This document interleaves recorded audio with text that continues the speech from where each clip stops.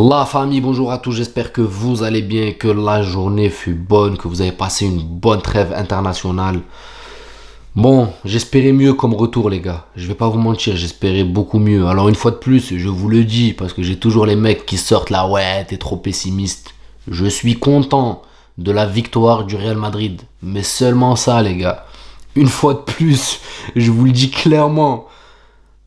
Je vais être honnête dans ce débrief. Je vais pas faire le mec juste pour vous vendre du rêve en fait. Je suis pas un vendeur de rêve moi. Quand le Real Madrid joue bien, je le dis. Quand le Real Madrid joue mal, je le dis. Là en l'occurrence depuis le début de saison, le Real Madrid joue mal.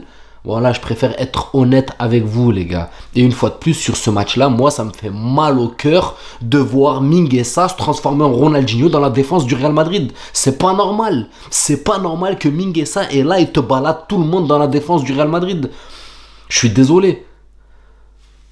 C'est pas normal que Bellingham, frère, il court 20 km par match. C'est pas normal. Dans le vent, avec aucune utilité. Dû à son placement, parce que c'est pas de sa faute. Lui, il est pas avare d'efforts. Il est là, il fait les efforts. Mais maintenant, vu qu'on le place un petit peu, tu sens qu'il est perturbé par son placement. Un coup, il est côté droit, un coup, il est... Tu sais même pas, il a l'air perdu. Il se prend la tête avec Vinicius parce que... Après bon, sur cette action, on va en revenir un peu plus dans le détail, mais c'était très compliqué très compliqué pour Vinicius pardon, de trouver Bellingham. D'ailleurs, au retour de mi-temps, Bellingham a fait la même chose, mais on va en revenir un peu plus dans le détail. Mais juste pour que je sois honnête avec vous, les gars, je peux pas venir et vous vendre du rêve, vous dire ouais non, je suis content, le Real Madrid a bien joué, c'était compliqué, on a géré les temps faibles. Non, on s'est fait malmener par le Celta Vigo. Faut être honnête.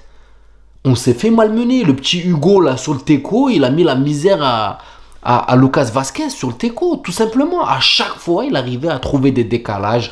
Le but, c'est simple. Le but du Celta Vigo depuis le début de la saison, les gars, on n'a pas mis un but construit de la même manière. Depuis le début de la saison, un but collectif qui implique 3-4 joueurs. Depuis le début de la saison, on n'a pas été capable de mettre un but de la sorte. Tu as deux joueurs, peut-être une combinaison, comme l'a fait Bellingham avec Mbappé sur l'exploit Mbappé. Mais sinon, c'est que des exploits individuels. Le but du Celta est un cours de football pour le Real Madrid. Chose qu'on n'arrive pas à faire depuis le début de saison. Bon, c'est pas par manque de qualité. D'accord, c'est pas par manque de qualité, mais pour moi, je reste persuadé que c'est un problème dans la tactique en fait. Je reste persuadé que c'est un problème dans la tactique et je commence à penser un peu plus qu'en fait notre problème c'est qu'on joue avec un neuf qui n'est pas neuf en fait et qui n'a aucun rôle. Parce que je jette un coup d'œil chez les voisins, quand tu regardes un match du Bayern et que tu regardes Harry Kane ou que tu regardes juste un match du Barça ou sans aller trop loin, déjà on parle juste de Harry Kane et de Lewandowski. D'accord, ces deux joueurs, tu vois l'implication offensive, tu vois que c'est des neufs. Après, j'en veux pas à Mbappé. Mbappé, il fait ce qu'il peut, le pauvre, avec le poste où on l'a mis. C'est pas son problème. Après, voilà, c'est nous qui ont été trop gourmands vis-à-vis du nom, parce que lui, je pense qu'il n'arrivera pas à devenir un neuf. Je pense clairement, plus j'avance dans le temps, plus je me dis que ça va être très compliqué pour lui de faire cette transition de passer de ailier à neuf. Très compliqué. Lui-même, il n'aime pas au fond de lui jouer ce poste. Et là, on le force à jouer un poste qu'il n'aime pas. Et tu auras des éclats de génie de temps en temps parce que ça reste quand même un grand joueur. Cependant, venir et s'ancrer du poste dos au but, il est nul. Il n'arrive pas à rester sur ses appuis. De la tête, il est nul. Il n'est pas capable de mettre une tête placée. Qu'est-ce que tu veux tirer de lui? Il est bon, il a une vitesse, il a un peu de qualité technique et il est bon à la finition, mais la finition quand il est lancé. Cependant, quand il est statique, c'est très compliqué d'avoir un Mbappé fulgurant. Donc déjà, ça, c'est un gros problème. Donc, qu'est-ce que vous voulez que je vous dise? À la rigueur, peut-être faire basculer Vinicius 9, je pense qu'il aurait plus de facilité que Mbappé, les gars. Je vous jure, hein, je pense que même faire passer Vinicius 9 aurait plus de facilité qu'Mbappé à jouer à ce poste-là. Vraiment. Et faire basculer Mbappé côté gauche.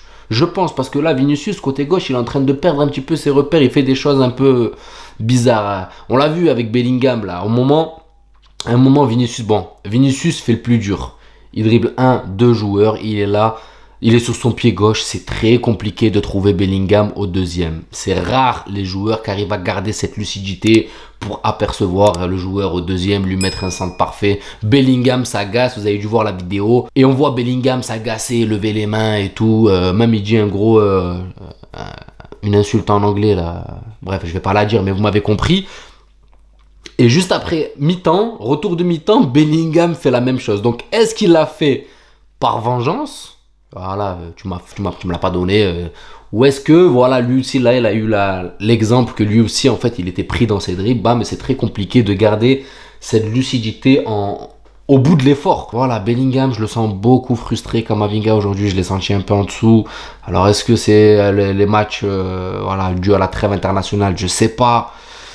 Mais en tout cas, une fois de plus, les gars, je vais pas vous mentir, Vinicius, il y a des éclats de génie, une fois de plus. Cependant, je trouve que c'est pas un Vinicius aussi tranchant qu'habituel ou que la saison dernière. La saison dernière, on avait un Vinicius, les gars, qui faisait très mal sur son côté, qui déclenchait tout le temps les dribbles, qui était tout le temps...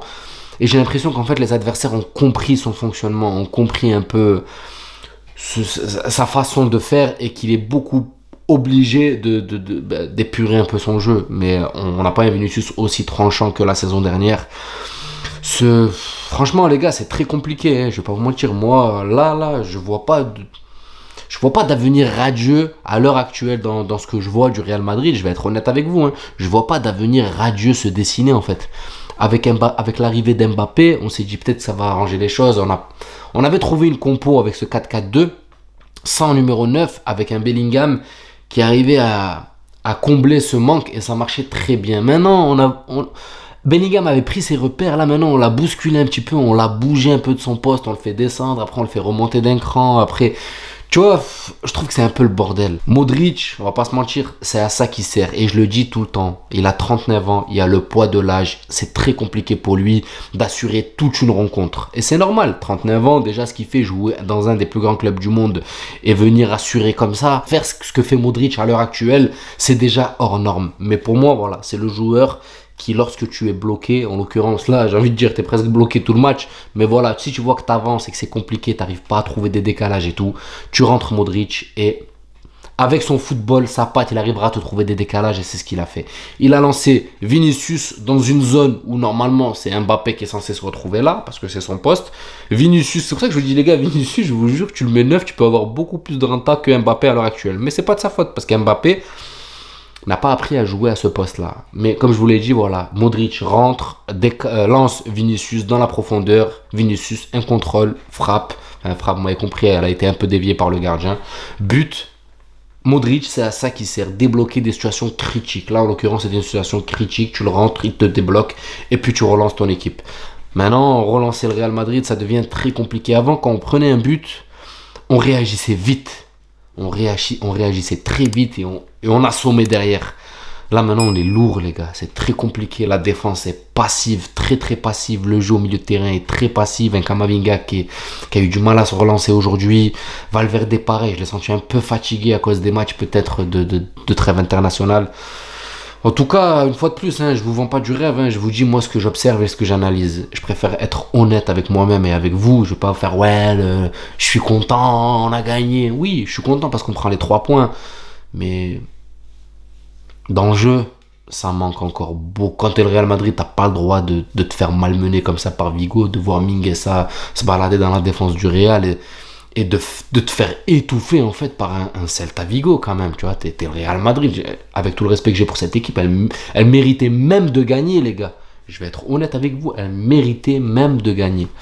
Enfin bref, c'est mon point de vue les gars, une fois de plus, il y en a qui vont être d'accord, d'autres pas, on peut pas être parfait, on peut pas plaire à tout le monde. Donc voilà, les gens qui sont contents, dites-le dans les commentaires. Les gens qui sont pas contents, dites-le aussi dans les commentaires. Et vous inquiétez pas, je les vois tous et je réponds à tout le monde. En tout cas, je suis content de vous retrouver, content de retrouver un peu de football. J'attendais un meilleur Real Madrid. Maintenant, on prend ce qu'on a. On a les 3 points, c'est l'essentiel. On va sur le Barça demain pour voir ce qu'ils vont faire. Mais voilà, comme je vous l'ai dit, je regarde Lewandowski, je regarde Harry Kane. Et là, Mbappé, les gars, il est loin derrière ces deux-là. En tout cas, loin, très très loin. Prenez soin de vous la famille et je vous dis à la prochaine vidéo. Ciao.